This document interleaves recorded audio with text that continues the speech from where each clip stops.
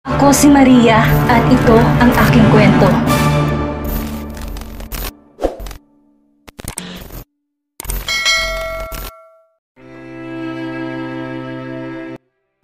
Pagkatapos noon malaki ang ngisi sa labi ni Kara na nilisan ng restroom. Maya-maya ay dumating na si Elvira habang nakasuot na mahabang puting dress na merong mantsa ng tila dugo.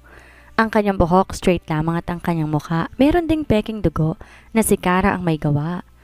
Naabutan niyang nasa loob ng isang cubicle si Angelo. Sakto sa kanyang plano kung kaya't pumasok siya sa isa pang cubicle at nag-intay na lumabas doon si Angelo. Sa tagal niyang kakilala si Angelo, alam niya takot to sa multo. Kung kaya si Angelo ang unang pinuntahan ni Elvira. Kapag si Angelo ang unang tinakot niya, siguradong gagawa to ng gulo sa party ng ate Patricia niya at yon ang balak niyang mangyari. Masira ang birthday party ni Patricia. Samantalang sa kabilang banda naman kung saan dalawang John na ang lumilibot sa paligid. Nagsimula ng malito ang mga kakilala nila dahil doon. John? Napalingon si John, ang totoong John, sa kanyang tito Bradley nung tawagin siya nito. Nag-iikot lang siya dahil nahanap niyang ina. Si Hans ang siyang nakatoka sa kanilang pamilya.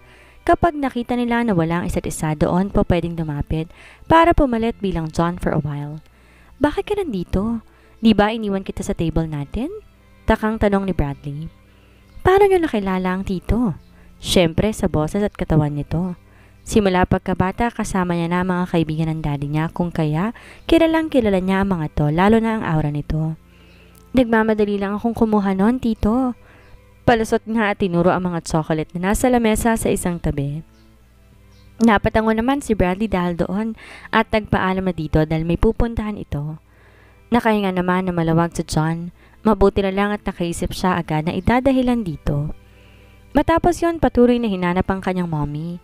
Ilang minuto lang lumipas, bumalik na si Bradley sa kanilang table dahil na rin hindi niya makita ang taong hinahanap. Oh, naubos mo na agad yung kinuha mong pagkain? Ngiting tanong nito kay Hans na agad nagtaka. Pagkain po, tito?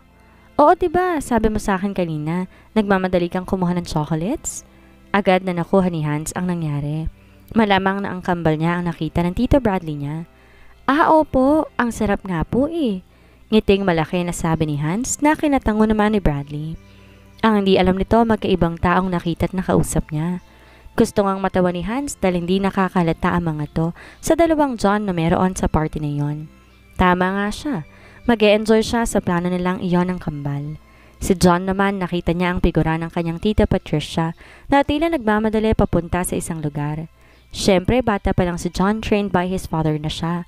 Kaya niyang malaman kung sino isang tao by his or her aura, perks of being raised by a mafia. Yon ang advantage niya sa lahat ng bagay. Nakita niya na papunta to sa banyo, ngunit di niya to tinawag dahil gusto niya lang makita ang gagawin nito. Maaaring pupunta to sa kanyang ina. Alam nito ang plano nila kaya malamang ongoing na ang plano ng mga to. Sa loob ng banyo kung saan nandun si Angelo, nilibot niya ang mata sa paligid at agad na nilabas ang tali na dala niya sa pintuan. Na marinig ni Elvira ang paglabas nito sa katabing cubicle, inihanda niya na ang kanyang sarili. Nagbukas si Angelo ng gripo dahil na rin naisip niya na maghilamos matapos niyang magsabon ng kamay. Pasimpleng sumilip si Elvira mula sa pinto ng banyo na kinalalagan niya. Sakto na nakita niya tong naghihilamos kung kaya napangisi siya at agad binuksan ang pintuan ng banyo at tumayo lang siya at nagpanggap na isang multo. Si Angelo naman chill lang sa paghihilamos ngunit nang magangat siya ng mukha at sandaling nagpadilat mula sa paghihilamos, natigilan siya na makitang refleksyon ni Elvira sa salamin.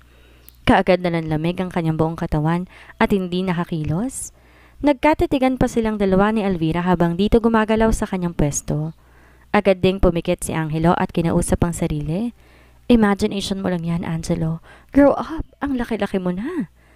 Na makita ni Elvira ang pagpikit ni Angelo, ay agad niyang sinara ang pintuan at mabilis siyang gumapang sa ilalim ng cubicle.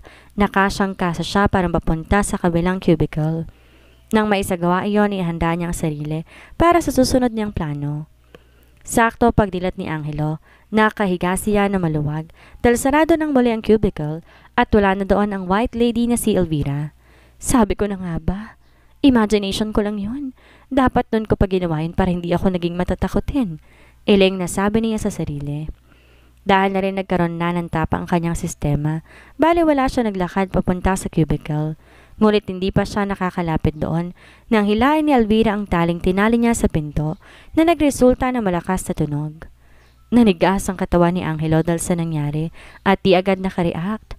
Nakatitig lang siya sa loob ng cubicle na walang ibang tao. Nang unti-unting mag-sink in sa kanya ang nangyari at napatunayang tunay na multo ni Elvira ang nakita niya, ay agad siyang nagsalita. Elvira, huwag ka namang manakot ng ganyan. Atras na sabi ni Angelo habang patingin-tingin sa paligid at umatras. Handa na para tumakbo papalabas. Gusto nang matuwa ni Elvira ngunit pinigilan niya lang ang sarili at malakas na hinampas ang pinto na kinalalagan niya. Ah! Multo! Dahil doon tumatakbong lumabas si Angelo habang sinisigaw ang bagay na yun. Si John na nakamasid sa kanyang tita Cara ay nagulat na makitang tumatakbong tito Angelo niya. Multo! May multo sa banyo? Napakunot ang noon niya dahil doon at agad nakuha ko anong plano ng mommy niya. Alam na nitong pinalabas ang tita Patricia niya na namatay na siya. Malamang na tinakot ito ang tito Angelo niya. Si Cara naman na matapos na mag-video tumawa ng tumawa. Biglang lumabas si Elvira kung kaya mabilis na nagtago si John at tinig niya ang tawanan at usapan ng dalawa. Kung nakita mo lang si Angelo kanina sa loob. Di magkandamayaw si Elvira sa pagtawa at ganun din si Cara. Napailing na lang si John dahil doon at pinakinggan ng mga to. Samantalang si Angelo naman agad na nakakuha ng atensyon ng lahat nang sumisigaw siyang bumalik sa reception. Natumba pa siya sa isang table dahil sa sobrang takot niya. Wala na siyang pakialam sa mabubunggo niya. Napatili ang mga nasa table dahil doon. May multo! May multo! Sigaw niya habang turo ang pwesto ng banyo. What the heck? Nasabi na lang ni Patricia na makita ang ginawa ni Angelo. Bradley! Agad natawag nito sa kaibigan ni Johannes. Kunin mo si Angelo at paalisin mo dito. Sinisira niyang party ko. Napakunot ang noon ni Bradley dahil sa utos sa kanya ni Patricia. Tataasan na sana niya to ng kilay dahil sino siya para utusan to, si Johannes na boss nila. Ngunit may humawak lang sa balikat niya at paglingon niya doon, nakita niya si Johannes na umiling kung kaya napabuntong hininga siya. Di na lang niya pinansin si Patricia at nilapitan ng kaibigan na si Angelo. Maniwala ka sa akin, Bradley. Nakita kong multo ni Elvira sa banyo. Hawak ni Angelo sa damit ng kaibigan habang sinasabi iyon. Okay, I hear you. Pag-usapan natin yan sa labas. Halika. Na makalabas si Angelo at Bradley, agad na sinenyasan ni Patricia ang kanyang MC para kunin ang atensyon ng guest niya. Ines na napatingin siya sa nilabasan ni Angelo at napailing. Mamaya na lang niya ito papagalitan. Tita Elvira? Mahinang sabi ni Felicity dahil sigurado siya sa narinig mula sa tito Angelo niya. Nakita niya kanina ang tita Elvira niya at nakagown pa ito. Naisip niya na malamang akala ng tito Angelo niya multo ito. Si Hans naman gustong matawa dahil sa nakitang reaksyon ng tito Angelo niya. Tama nga siya, matatakot ito sa oras na makita ang mommy niya. Paano kaya kapag nakita niya ito ulit? Naisip niya na sana masaksihan niya ang bagay na yun. Ano, next plan na? Tanong ni Elvira kay Cara na kinatigil na nito sa kakatawa. Okay, hindi ko lang malimutan ang mukha ni Angelo. Tawa pang sabi ni Cara at umalis na silang dalawa doon. Si John naman ay tahimik na nakasunod sa kanilang dalawa para malaman ko anong susunod nitong gagawin. Mabilis na lumipas ang oras at natapos na ang party. Marami nang umuwi ang mga gustong umuwi, ngunit po pwede rin magstay pa para sumayaw sa dance floor. At dahil nakabihis pang multo pa rin si Elvira, naisip siyang pakitaan si Johannes. Lumabas na siya, Elvira? Sabi ni Rachel sa telepono na siyang mata ni Elvira sa loob. Pinatay na nila ang tawag at naghintay si Elvira sa may garden. Kanina'y nandun si Angelo at Bradley pero umuwi din ang mga to dahil pinakitaan niya pang muli si Angelo at ayun, umiiyak na umuwi. Kapag nagkita sila ni Angelo at malaman nitong totoong buhay siya, tatawanan niya to ng tatawanan. Tahimik ang paligid na lumabas si Johannes, kung kaya lumanghap siya ng sariwang hangin mula doon. Sigurado si Elvira na nakita siya ng lalaki kanina nang sabunutan siya ni Cara. Hindi niya nakita ang reaksyon nito pero ang pagkakaalam niya ay hinabol siya ng lalaki. Kanina nang sabunutan siya ni Cara, hindi siya nakita ang reaksyon nito pero ang pagkakaalam niya, hinabol siya ng lalaki. dahil hindi naman nagsasalita si Johannes at nakatayo lang doon ay nagpa siya si Elvira na sinimulan niya ang plano niya. Kaagad siyang tumayo mula sa kanyang kinalalagyan. Tatayo lamang siya doon at iyon lang ang gagawin niya. Nang magawi ang mata ni Johannes sa kinalalagyan ni Elvira ay nagulat ito. Napakaputi nito at merong dugo ang katawan. Ngunit imbes na matakot at tumulo pa ang luha ni Johannes. Ilang taon niya nang dinadalangin na sana magpakita ito sa panaginip. Man lamang niya para makausap ito at makahingi ng tawad, ngunit hindi yan mangyayari. Kaya kahit ngayon na multo na lang asawang nakikita, hindi siya natatakot bagkos gusto niya tong lapitan at yakapin. Alam niyang kaya ito nagpaparamdam dahil malapit ng birthday nito. Ang ate niya ay nagdiwang ng malaking birthday party habang siya'y walang nakakaalala sa kanya. Elvira, please, huwag ka na munang umalis.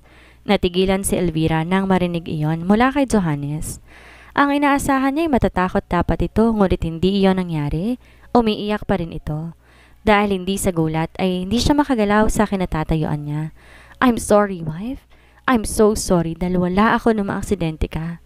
Patawarin mo ako kung bakit huli na bago ko ma-realize na mahal pala talaga kita. Wala na sa akin kung sumama ka sa ibang lalaki dahil mas malala pa rin ang ginawa ko sa'yo sa ilang taon nating pagkakakasal. Patawarin mo ako, Elvira, ikaw pa rin. Ikaw pa rin ang laman nitong puso ko at hindi magbabago yon habang buhay. Napatras si Elvira dahil sa narinig na sinabi ni Johannes. Bakit maging siya umiiyak na rin?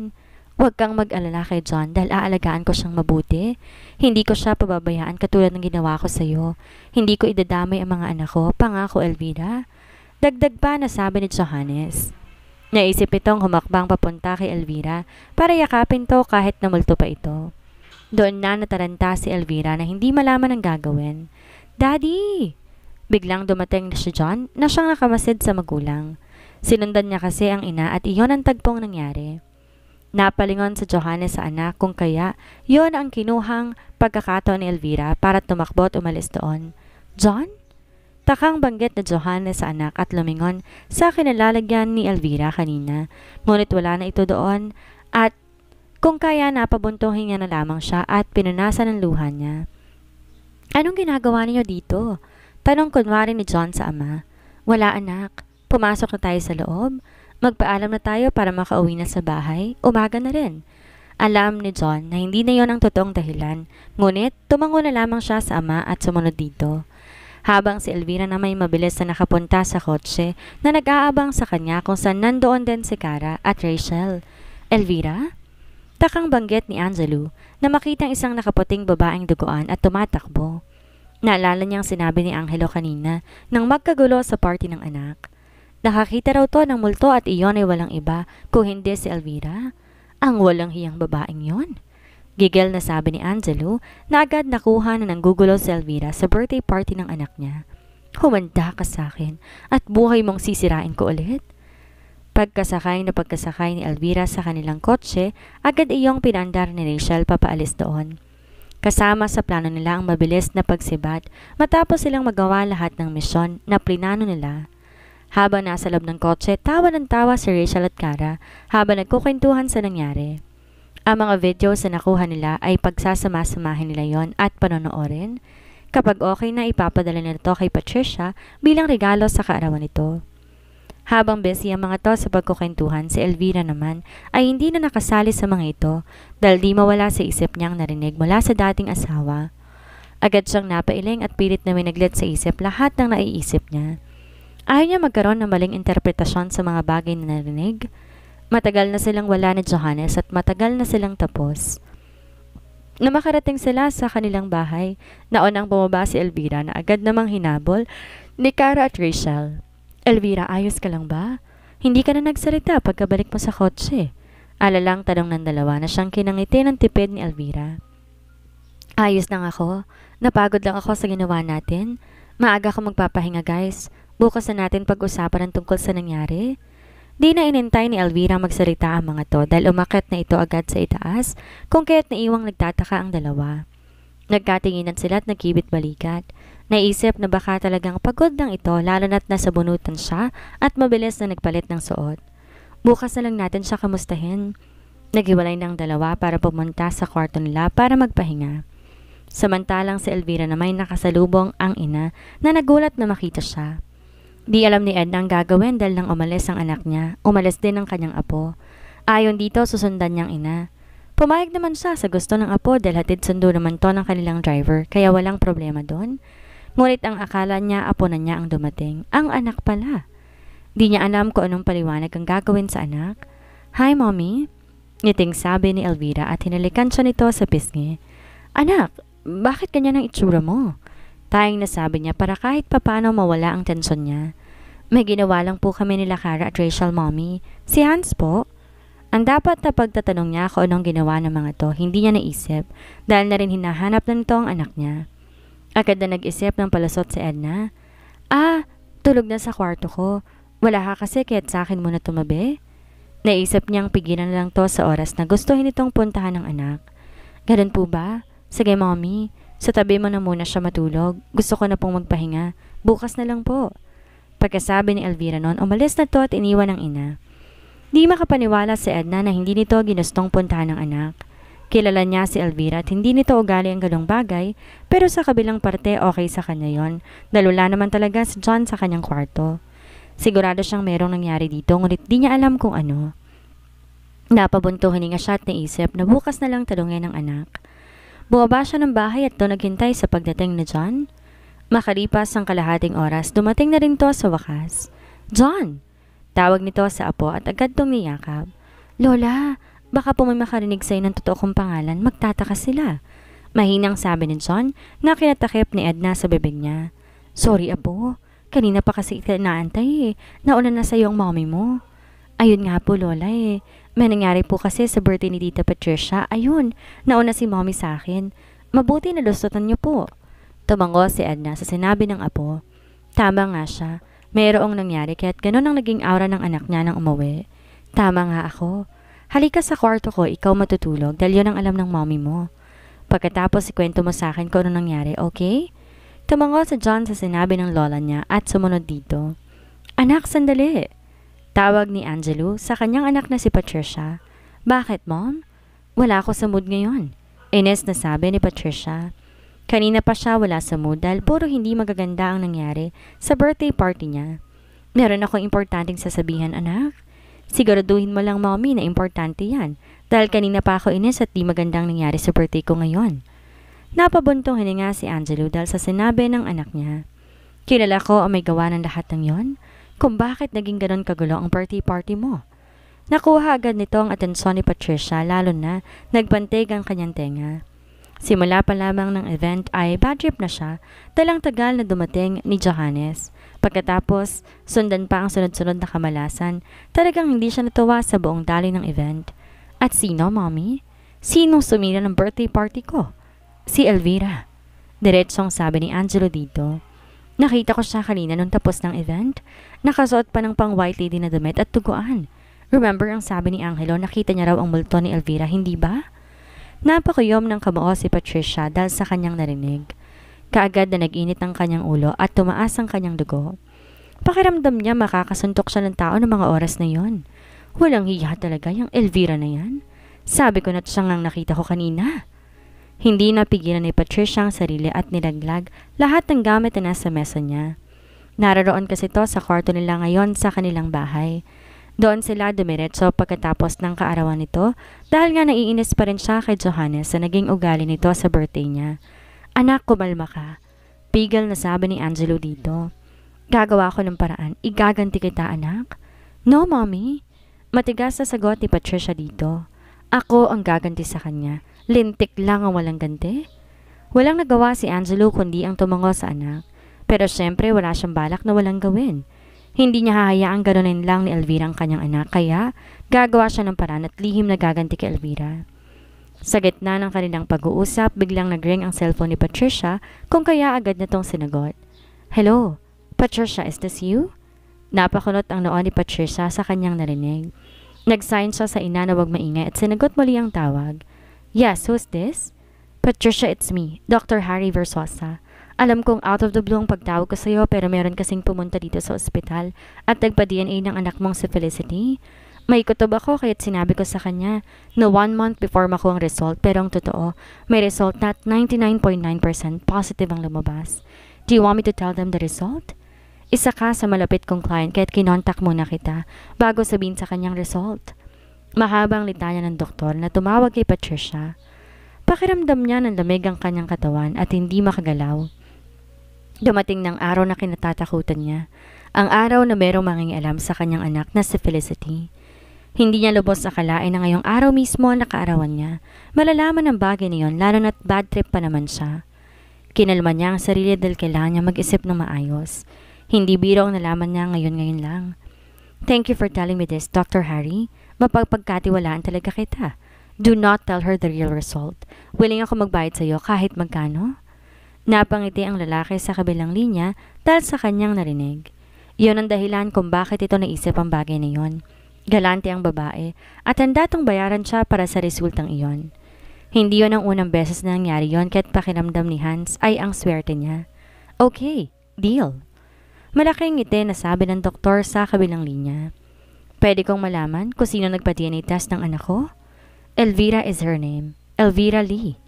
Kaapelido mo nga baka kakilala mo. Natigilan si Patricia sa kanyang narinig at gulat na napatingin sa ina. Sinenyasan siya nito na ano nangyayari kung kaya't nagpaalam siya sa doktor. Sige Doc, ipapadala ko na lang ang bayad basta't negative ang result na ibibigay mo.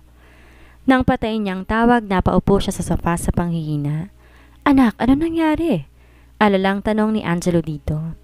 Mommy, naalala mo yung mga lalaki inutusan natin noon na magnakaw sa apartment ni Elvira at yung sumubok kunin ng isa sa anak niya?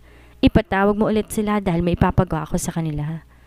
Nagtatawanan sina Cara, Rachel at Elvira nang mapanood nilang edited video na nakuna ng birthday ni Patricia. Kahit sino matatawa sa kanilang ginawa kung alam lang nila ang kwento sa likod noon. Para sa kanila, sapat na yon para kahit papano makaganti man lang sila sa lahat ng kasamaan na ginawa ni Patricia. Okay, sent na.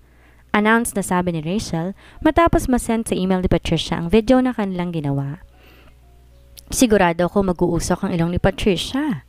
Sabi ni Cara na siyang pinakatawang-tawa sa kanila. For sure yon. Alam mo namang si Elvira ang greatest karma niya. Habang nag-uusap at nagtatawanan ng dalawa, si Elvira naman, tahimik lang at malalim ang iniisip. Kagabi pa siya ngayon. Iniisip ko anong sinabi sa kanya ni Johannes na mapagkamalan siyang multo nito. Dahil doon napansin ng dalawa ang pagkatahimik ni Elvira. Nagtanguan silang dalawa pagkatapos pinagitnaan nila ito. Ano bang nangyayari sa iyo, Elvira? Kagabi ka patahimik. Malumanin na sabi ni Rachel. Tama. Simula nang bumalik ka sa kotse at umuwi tayo, ganyan ka na. May nangyari ba nang takutin mo sa Johannes? Wala ka nang kinuwento kahit ano sa amin. Sunod na sabi ni Cara na siyang kinabuntong hininga ni Elvira. Ang totoo niyan, ayaw niya sanang sabihin sa mga to ang sinabi sa kanya ng dating asawa, ngunit wala siyang lusot. Kapag hindi niya sinabi, kukulitin siya ng kukulitin ng mga to, kaya't mas mabuti lang sabihin na niya ang totoo. Ganito kasi yan, makinig kayong mabuti. All ears ang dalawa sa pakikinig sa paliwanag ni Elvira. Hanggang sa matahimik sila pareho mula sa nalaman sa kaibigan. Ni hindi alam kung sino una magsasalita dahil wala silang masabi na kahit ano. Di nga nila alam kung totoo ba ang inakto at sinabi ni Johannes o hindi. Anong nararamdaman mo ngayon? Sabi ni Cara na siyang pumutol sa katahimikan na mamagitan sa kanilang tatlo. I don't know. Hindi ko alam kung totoo ba yon o gawa-gawa niya lang. Naguguluhang sagot ni Elvira. Kagabi pa nga niya iniisip ang bagay na yon. Ilang oras na nga lang tinulog niya kahit di niya alam kung saan siya nakakuha ng lakas sa pagtawa kanina. Sinabi na Johannes na sumama ka sa ibang lalaki? Tanong ni Cara na kinatango naman ni Elvira. Sino pa ba ang gagawa nun kundi si Patricia? Agad nasingit ni Rachel sa kaibigan at sa isipin pa lang na yon naiinis na ito. Obvious naman na yan, but my point is, sigurado ka bang pirma ni Johannes ang nasa divorce papers? Kung totoo ba yun o baka gawa-gawa na naman ni Patricia para mapaghiwalay lang kayo? Sa tanong ni Cara, mas lalo na lugmok ang itsura ni Elvira. Yan ang pumapasok sa isip niya kagabi pa. Ang daming what ifs na ngayon lang naisip matapos marinig ang mga sinabi ni Johannes. Unang-una akala nito patay na siya. Pangalawa, sinabi nito na sumama siya sa ibang lalaki. Paano kung maging ang divorce papers ay gawa-gawa ni Patricia? Lalo na't si Patricia mismo ang pumunta sa meetup place nila ni Johannes. Gayong, paano nito nalaman ang lugar na yon, di ba? Yan din ang naiisip ko, sabi ni Elvira at napabuga na lang ng hangin dahil sa bigat na nararamdaman. Hinagod ni Rachel ang likuran ng kaibigan para kahit papano maramdaman nito na hindi siya nag-iisa. Isa lang naman ang solusyon dyan, Elvira sabi ni Kara na kinatingin nilang dalawa dito. Kausapin mo siya mismo at tanungin tungkol sa divorce papers. Tama si Kara, pero kung gusto mo lang naman hindi ka naman namin pipilitin kasi nasa sayo naman yan. Pero kung naguguluhan ka at gusto mo ng sagot, kausapin mo mismo siya ng diretso. Di na nakasagot pa si Elvira sa sinabi niyon ni Rachel. May point naman ang mga kaibigan niya at tama ang mga ito. Kaso hindi ganon kadali ang lahat, lalo pa nga't alam ng lahat na wala na siya. Pag bigla-bigla na lang siyang susulpot, iisipin ng mga ito na multo siya. Ano ang gagawin ni Elvira matapos marinig ang mga sinabi ni Johannes? Ano ang mangyayari ngayong may posibilidad na madaya ang resulta ng DNA test na pinagawa niya kay Felicity? Yan ang ating aalamin sa susunod nating kabanata.